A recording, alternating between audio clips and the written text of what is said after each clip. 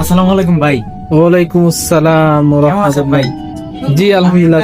পাশের বাসায় উঠছি বুঝছেন, আপনি যে ফ্ল্যাটে থাকেন না, জি জি। পাশের বাসায় আমি নতুন উঠলাম। আচ্ছা আপনার দোকান তো ভালোই, তাই ভাবলাম যে যেহেতু ভাই পাশের বাসায় আছেন, তো আপনার থেকে এই সবকিছু নেওয়া যাবে। অবশ্যই অবশ্যই ভাই, আপনি তো ওই যে আমার পাশের নীল কালার বিল্ডিং। হ্যাঁ, নীলটা নীলটা। আচ্ছা, এখানে সবই পাওয়া যায়, পাশাপাশি বিকাশ নগদ রকেট থেকে আমরা লেনদেন করেন? ও তাহলে তো আমার বিকাশের লেনদেন দিয়ে আপনার কাছে শুরু করতে হবে, আমার ইমার্জেন্সি টাকা দরকার। আচ্ছা আচ্ছা, তাহলে বিকাশের লেনদেন যেহেতু আপনার কাছে আছে, তাহলে তো আমার টাকা পয়সা দরকার। ভাই দেশের বাড়ি মানিকগঞ্জ। আরে কি করবো, আমার তো দেশের বাড়ি মানিকগঞ্জ। তাহলে তো তাই তো দেশি মানুষ দেশি, এই। হ্যাঁ দেশি হয়ে গেলাম। দেশি মানুষ। যাক, সমস্যা নাই। তাহলে ইয়া করেন, আমি বাজার টাজার কালকে নিয়ে যাবো নি। জি। আমার অনেক কিছু লাগবে, যেহেতু নতুন আসছি ভাড়াটিয়া। জি জি তো জি। আপনি আমার বিকাশে একটা নাম্বার দিয়ে 10,000 টাকা সেন্ড করেন আমারে। হ্যাঁ, দেওয়া যাবে দেওয়া যাবে, আমার দেশি ভাই যেহেতু। ভাই দেন বিকাশে আমি একটা নাম্বার বলি, আপনি হচ্ছে আমার 10,000 টাকা সেন্ড মানি করেন। জি বলেন নাম্বারটা। 017 017 924 924 7661 7661। হ্যাঁ। 10,000 টাকা সেন্ড করেন। জি, 10,000 টাকা সেন্ড করা হয়েছে।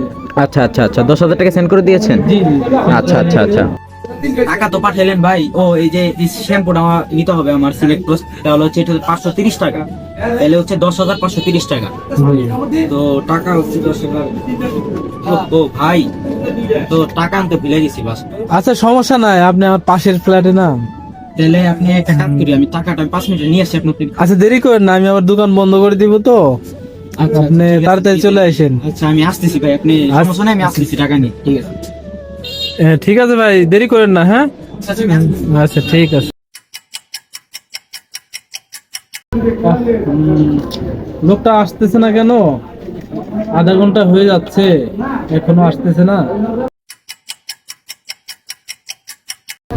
ইস, লোকটা এখনো আসতেছে না, 2 ঘন্টা প্লাস হয়ে যাচ্ছে, এখনো আসতেছে না। লোকটা তো আমার সাথে বাটপারি করলো, সে আমার 10,000 টাকা মেরে দিল, এটা একটা চিট করলাম। আসসালামু আলাইকুম। এই ভিডিওটা বানানোর একটাই উদ্দেশ্য, কারণ আমরা ব্যবসায়িক যারা আছি, বিকাশ বলেন, বিভিন্ন ধরনের নানার ব্যবসা যারা আমরা করে থাকি, তারা দৈনন্দিন জীবনে বিভিন্ন ধরনের প্রতারণার শিকার হই। তো বিকাশের প্রতারণার ক্ষেত্রে তো এরকম একটা ঘটনা দৈনন্দিন জীবনে ঘটে যাচ্ছে বারবার। তো এইটা তুলে ধরলাম আপনার সাথে। তো এই আমাদের সাইদুল আঙ্কেল প্রতারণা তো স্বীকার করছে আমার থেকেই। তো সাইদুল আঙ্কেল, আপনি কিছু বলে দেন। জি ভাইয়া, বর্তমান যুগে কেউ কাউকে বিশ্বাস করা কষ্টকর, এমনকি ভাইয়ে ভাইয়ে বিশ্বাস করাও একটা কষ্টকর সাধ্য ব্যাপার হচ্ছে বর্তমান যুগে। সেক্ষেত্রে ব্যবসায়িক লেনদেন সবকিছু আমরা সতর্কতার সহিত করতে পারি। আর এই ভিডিও থেকে আমরা অনেকে শিক্ষা নিতে পারি যে সহজে কাউকে আমরা বিশ্বাস না করে তার প্রপার ডকুমেন্ট প্লাস তার অন্যান্য বিষয়গুলো খেয়াল করে তার সাথে লেনদেন করতে পারি।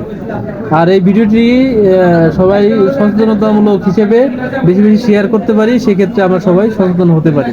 ধন্যবাদ সকলকে। আসসালামু আলাইকুম।